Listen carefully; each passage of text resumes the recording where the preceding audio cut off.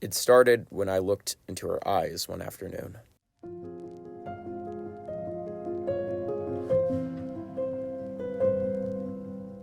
Those deep, brown eyes that trap you in great thought and indecision.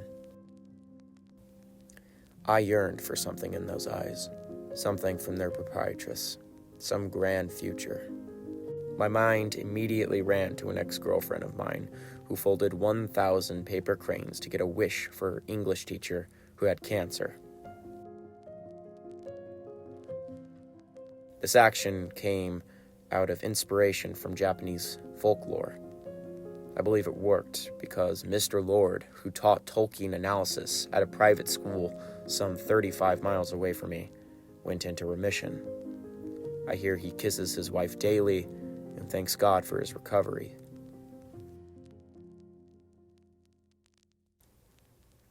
Who should be thanking the paper cranes?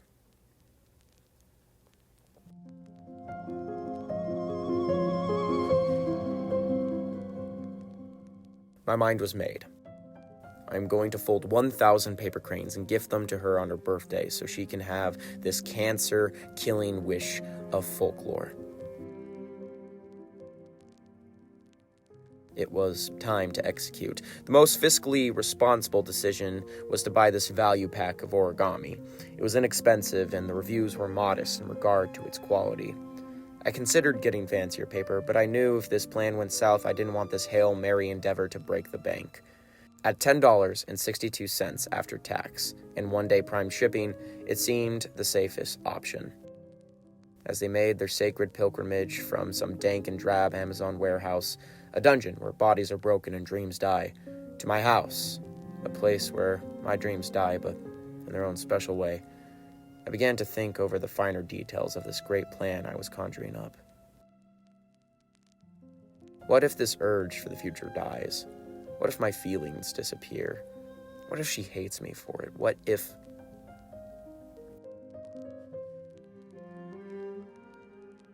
It arrived. On my stoop, nestled into some corner of this elaborate gazebo porch we inherited with a cursed property, my heart laid flayed to this world, ready to be molested.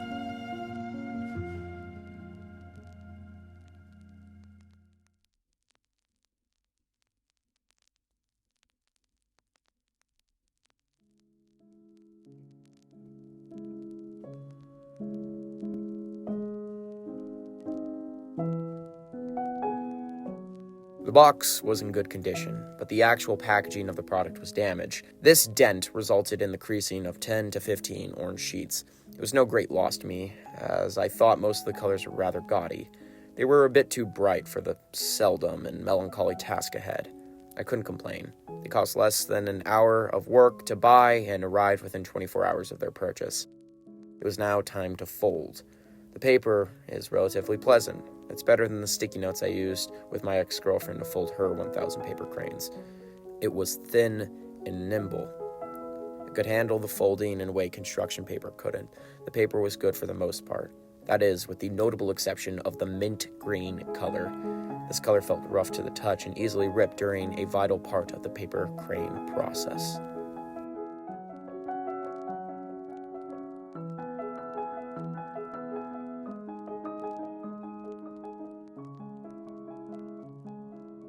At this point, I felt as torn as those mint green paper cranes.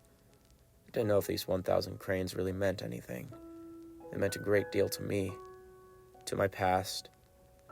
But I don't know about her. I had no idea how she felt.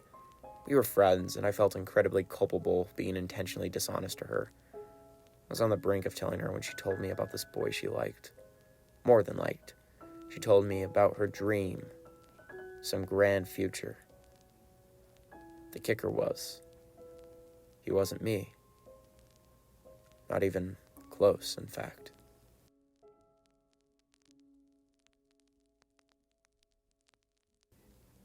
What a remorseful act. Killing my dream.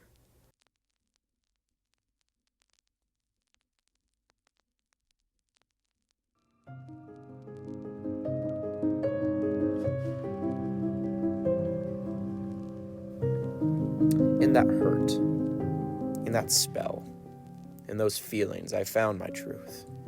I loved her, but not in the way two teens can love each other, with the explosive passion of 1,000 stars. Not the kind of way where I run to the airport and admit every detail of my unyielding affection to her. No.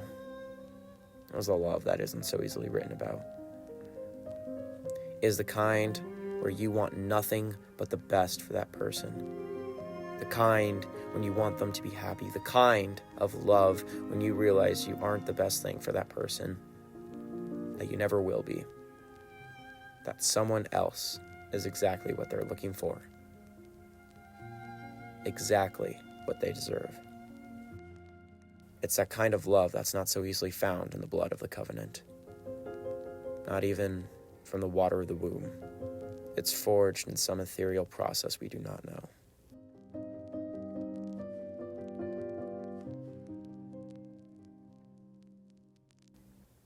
In this truth, I found the proper context for my task.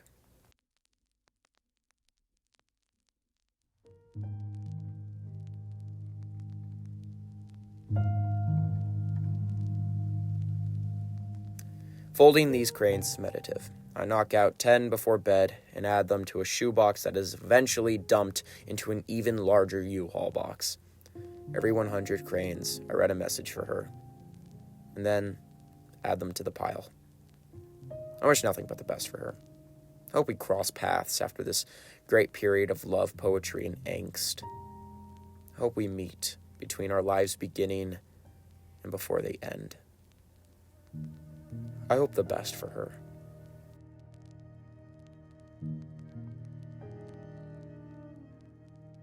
Truly and completely.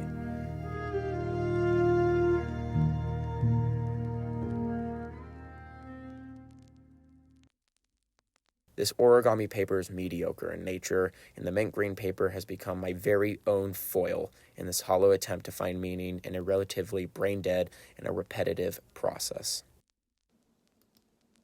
3 out of 5 stars.